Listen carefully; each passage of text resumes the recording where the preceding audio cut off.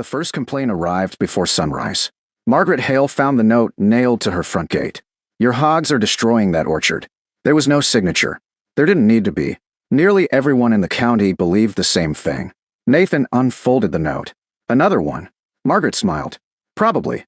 He looked toward the pecan grove behind the farmhouse. 60 Berkshire hogs wandered quietly beneath towering pecan trees. Some rooted gently through last year's leaves. Others slept in the cool shade. Piglets chased each other between the trunks. It looked peaceful. To Margaret, it looked healthy. To everyone else, it looked like disaster.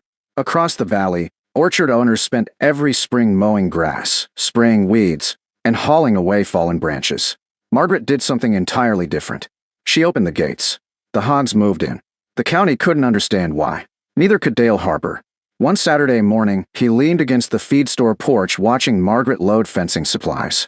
"You still keeping pigs in that orchard?" Margaret nodded. "I am." He laughed.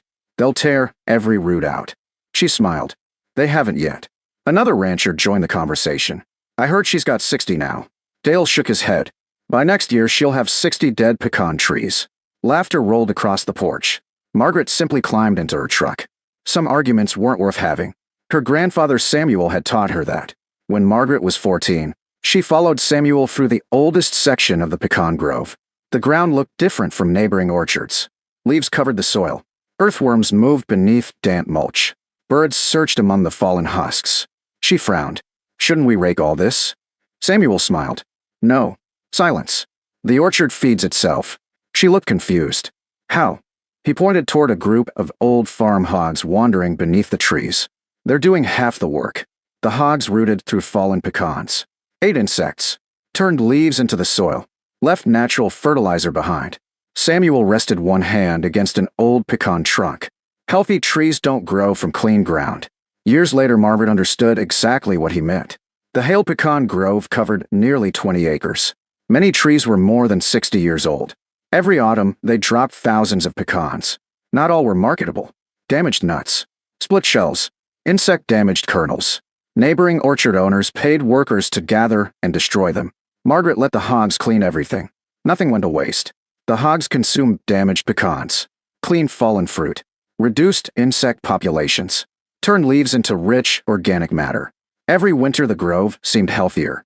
The county extension office hosted an orchard management seminar every February. Margaret attended faithfully. During one presentation, the speaker discussed orchard sanitation. "We recommend removing all fallen nuts immediately." Margaret raised her hand. "What if livestock does it?" The speaker paused. "What kind of livestock?" "Hogs." The room erupted in quiet laughter. Dale Harper leaned back in his chair. "I knew it." The speaker smiled politely. "Hogs usually damage orchards." Margaret nodded. "If they're unmanaged." Another chuckle drifted across the room. She didn't respond.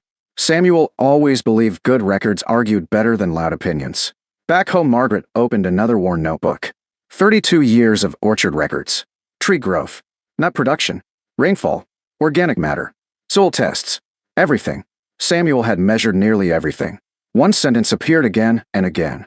"Never judge the roots by looking only at the leaves." Nathan found her reading late that evening. "You've got Grandpa's books again." Margaret smiled. "They're still teaching." Every spring the hogs entered one section of the orchard. Portable fencing rotated them every few weeks. No area stayed occupied too long. The pigs rooted lightly. Never deeply. They disturbed fallen leaves. Mixed manure into the soil. Ate pecan weevils before they emerged. Consumed spoiled nuts that otherwise attracted disease. By early summer, lush grasses returned behind them. The soil became soft. Dark. Rich. Earthworms multiplied. The county soil conservation technician visited during June. He knelt beneath one pecan tree, scooped up a handful of soil, then quietly smiled. "This feels different." Margaret nodded. "It is." He dug several inches deeper. Rich black organic matter filled the hole. Nearby orchards often showed dry, compacted clay. Here, the soil crumbled easily. He looked thoughtful. "Interesting." Nathan smiled. "You said that 3 times. The technician laughed. "I know." Late summer brought unusual heat. Rainfall slowed. Grass stopped growing. Most orchards relied heavily on irrigation. Margaret's trees remained green. Nobody thought much about it. Yet, autumn harvest arrived. The Hale orchard produced another excellent pecan crop. The hogs eagerly cleaned damaged nuts afterward. Everything looked routine. Until winter. Weather forecasts predicted one of the driest years in decades. Nobody panicked. Not immediately. Spring arrived. Rain never did. By May, the first irrigation ponds had dropped noticeably. June broke temperature records. Pastures browned. Hay yields collapsed. Orchard owners pumped water continuously.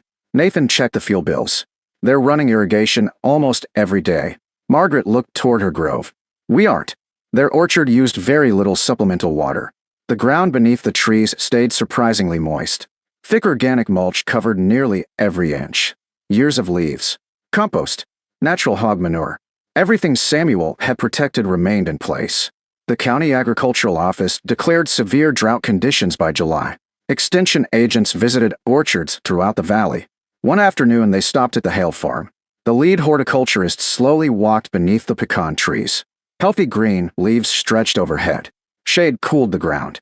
The soil remained damp several inches below the surface. He frowned, then walked into a neighboring orchard across the fence. Dry grass. Bare soil. Hard-packed earth. Leaves beginning to curl. He returned 20 minutes later. I've got a question. Margaret smiled. Go ahead. He pointed toward a group of Berkshire hogs quietly rooting beneath the trees. Exactly how long have those hogs been living in this orchard?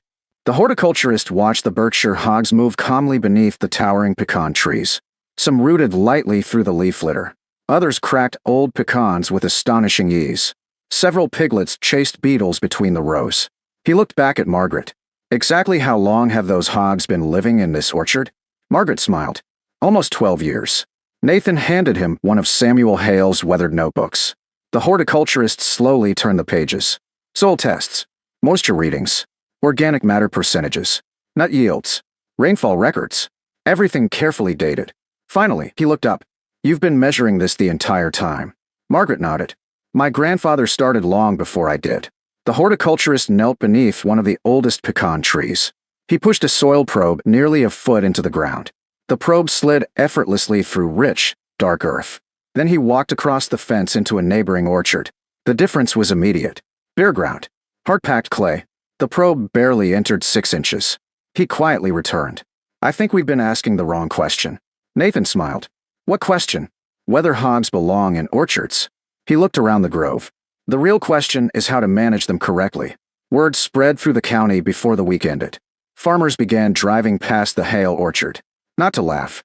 To look. The drought intensified. Reservoirs dropped. Irrigation restrictions followed. Many orchard owners watched leaves curl despite running pumps around the clock. Margaret irrigated only occasionally. The soil beneath the thick layer of leaves and organic matter stayed cool and damp. Every fallen pecan hull, every leaf, every bit of hog manure had slowly become part of a giant sponge holding precious moisture. One morning, Dale Harper drove into the farmyard. He climbed out carrying a shovel. Margaret laughed. Morning. He held up the shovel. I came to dig. She raised an eyebrow. My orchard. She smiled. I figured. Together they dug a small hole beneath one of the pecan trees. Dark earth crumbled easily. Earthworms filled nearly every shovel. Moisture remained several inches below the surface despite weeks without meaningful rain. Dale shook his head. I don't understand. Margaret smiled. You remember what Grandpa always said. He looked curious. What? Feed the soil. Silence. The soil feeds everything else. Dale nodded slowly. I think I'm finally beginning to understand. Harvest season arrived beneath cloudless skies. Most orchards reported disappointing crops. Small nuts. Premature drop. Poor kernel fill. Several growers abandoned portions of their harvest because irrigation costs exceeded potential profits. The Hale orchard looked completely different. Heavy limbs bent beneath healthy pecan clusters. The husks opened naturally. The nuts were large. Well-filled. Beautiful. Nathan stood beneath one particularly productive tree. I've never seen this many. Neither had the county buyers. When the first trucks arrived, they immediately noticed the quality. One inspector cracked several random pecans. Bright golden kernels filled each shell. He smiled. These are exceptional. Another buyer walked the orchard. He stopped beneath the shade. The temperature felt noticeably cooler than neighboring groves. The ground remained soft. Leaves covered nearly every exposed inch of soil. Finally, he looked toward Margaret. Your irrigation schedule? She smiled. Mostly shade. The buyers laughed. She wasn't joking. The County Pecan Cooperative called an emergency meeting after harvest. Growers wanted answers. Margaret almost declined the invitation. Nathan smiled.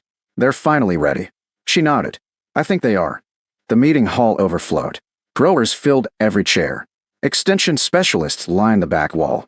The horticulturist opened with a simple statement. We've spent weeks comparing orchards. He projected photographs onto the screen. Bare orchard floors. Compacted soil. Wilted trees. Then came images from the Hale farm. Thick leaf litter. Healthy grasses. Dark soil. Contented Berkshire hogs moving quietly beneath mature pecan trees. Whispers spread through the audience. One grower raised his hand.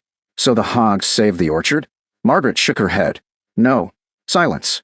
They helped build the soil. Another asked, why didn't the trees dry out? She pointed toward a cross-section of soil collected beneath one of her trees. This, dark organic matter filled almost every inch. Roots reached deep into cool, living soil. Earthworms tunneled everywhere. The horticulturist nodded.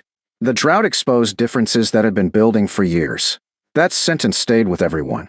The drought didn't create healthy orchards. It revealed them. Over the following winter, several orchard owners visited the Hale farm. Not everyone wanted hogs. Margaret understood. Instead, she explained the principle rather than the practice. Healthy soil, continuous ground cover, organic matter, managed grazing, biological activity. The hogs were one tool, not the only tool. Dale Harper listened carefully. He laughed one afternoon. You know? Margaret looked over. What? I spent 20 years trying to make my orchard look clean. She smiled. So did most people.